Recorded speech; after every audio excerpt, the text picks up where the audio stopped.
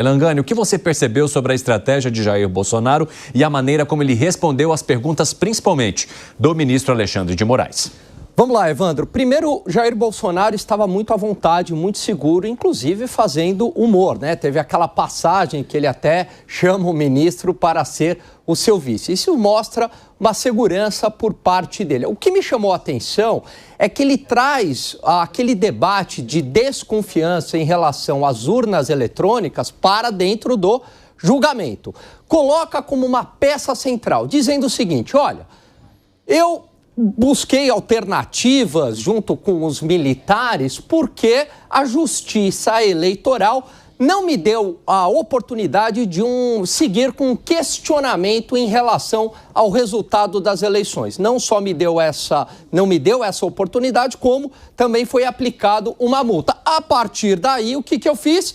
Eu busquei alternativas, e aí ele frisa muito, Evandro, alternativas dentro da Constituição. Seria o artigo 136, 137 e 142. Mas não vai para frente, por quê?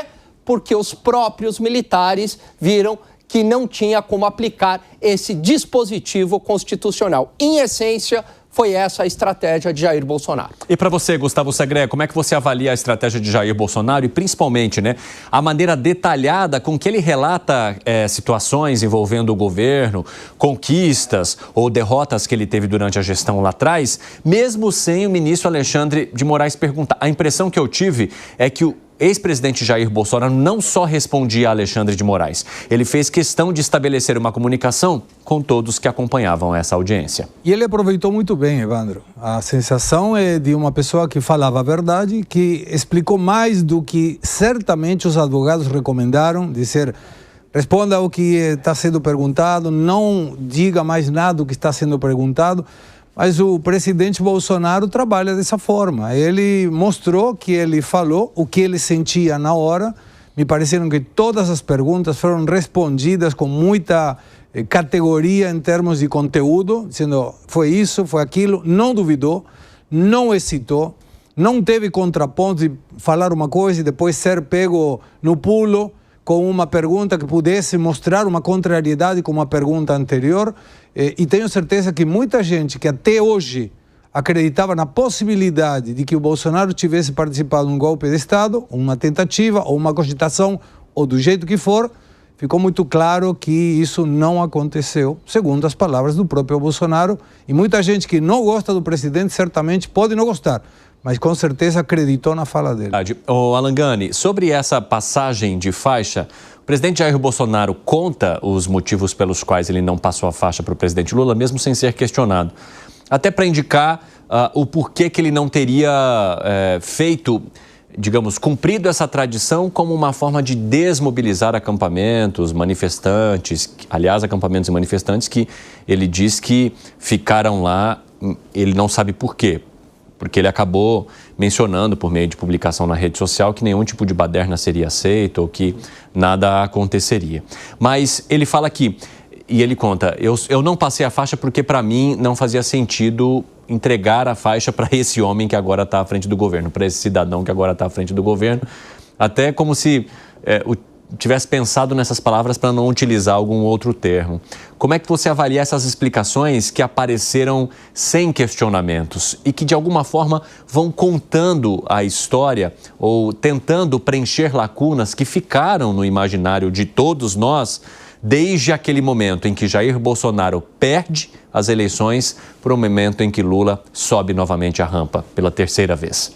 Então, é bastante simbólico, não passar a faixa, porque para Jair Bolsonaro houve algum tipo de injustiça no processo eleitoral. Ele externalizou essa injustiça, dizendo que a justiça eleitoral concedeu mais benefícios ao seu oponente do que para ele. Ele era acusado e xingado de tudo quanto é nome, então ele estava bastante injustiçado. Então isso foi um ato simbólico para demonstrar a sua insatisfação com a derrota, que no seu entendimento, pelo menos assim que eu interpreto, Evandro, foi bastante injusto. Agora, de qualquer maneira, apesar do sentimento de injustiça de Jair Bolsonaro, ele fez uma transição pacífica. Tanto é que isso foi confirmado pelo próprio ministro da Defesa, José Múcio, numa entrevista no Roda Viva, onde ele fez questão de pontuar. Também mostra essa transição pacífica com aquela pergunta que foi muito boa, dizendo o seguinte: olha, se eu quisesse dar um golpe, eu conseguiria substituir, colocar ali o número 2, né, das Forças Armadas, do Exército ou da Aeronáutica, e teria dado o golpe de Estado. Então mostra que foi uma transição pacífica, inclusive ele até já sabia os nomes de quem iriam ocupar estes cargos no governo Lula. Ô, Segre, algo que me chama a atenção também é o fato de Jair Bolsonaro dizer que ele não recebeu possível ordem de prisão nenhuma do chefe do Exército ao falar supostamente sobre a condução de um golpe de Estado. E aí fica Freire Gomes um pouco isolado. E fica um contra o outro, né? Não só, porque eu não lembro se era Garnier. Também disse. E também mencionou que não existia. E daqui a pouco nós teremos o depoimento de Paulo Sérgio Nogueira de Oliveira, ex-ministro da Defesa, para entender também qual caminho ele seguirá. Porque nos momentos que ele foi questionado, Jair Bolsonaro foi questionado sobre a atuação do ministro e possíveis ordens que ele deu ao ministro, de reuniões que teriam sido feitas com o ministro da Defesa, Jair Bolsonaro responde: ele, como qualquer outro ministro meu, tinha total autonomia para fazer reuniões e tocar temas sem necessariamente passar por mim, sem pedir a minha autorização. E isso, essa de fato é uma característica que a gente percebeu ao longo do governo de Jair Bolsonaro, deixar os ministros tocarem os seus temas sem precisar abraçar todos eles ou sem que eles precisassem passar diretamente pela ordem de Jair Bolsonaro. E aí vem outra questão, Evandro, que me parece também válida para a gente ressaltar.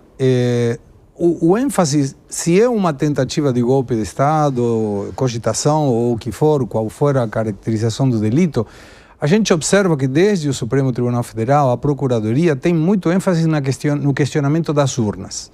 E aí o próprio presidente Bolsonaro indica: isso aí era questionado pelo atual ministro Flávio Dino na época, tem vídeos que comprovam isso, um monte de deputados que pediram, inclusive, a possibilidade de ter voto impresso. Não era uma questão única e específica atual do presidente Bolsonaro. Uma questão da característica de sentir empatia, tentar se colocar no lugar da outra pessoa. E aí quando você observa que em 2019 o STF modifica a sua interpretação de 2016 em relação a quem poderia ficar preso ou não. Sai o presidente Lula, na época continuava como ficha suja, e saíram 4.815 pessoas mais junto com ele, se não lembro mal o número. Aí depois vem a anulação do processo, a possibilidade que o presidente Lula fosse candidato na época, sendo que o candidato que poderia ter sido o Fernando Haddad já tinha sido derrotado em 2018. Aí você vê um monte de questionamentos, válidos ou não, a justiça deverá resolver em função das urnas. E aí você observa uma sequência de questões que, se estivesse um enquadramento uma atrás da outra, poderia sugerir que teve um planejamento. Estou me referindo ao atentado das pessoas, desse maluco que tentou colocar uma bomba num caminhão no aeroporto, queima de ônibus no dia da diplomação do presidente Lula, a questão dos acampamentos. Continuo pensando e defendo essa situação. O acampamento era responsabilidade do governo anterior até dia 1º de janeiro. Se no dia 1º de janeiro já tinha comandantes das Forças Armadas que foram colocados nesse lugar a pedido do ministro Múcio, pelo governo anterior do Bolsonaro, que foi quem colocou, e ninguém tirou essas pessoas durante 8 dias, me desculpa, a responsabilidade é dessa administração, não da administração anterior, que não tinha nada para fazer com essas pessoas. E tem 3 pontos em Brasília que, se tivessem sido cortados, ninguém chegaria na Praça dos Três Poderes. Então, me parece muito válido essa questão da resposta do presidente Bolsonaro.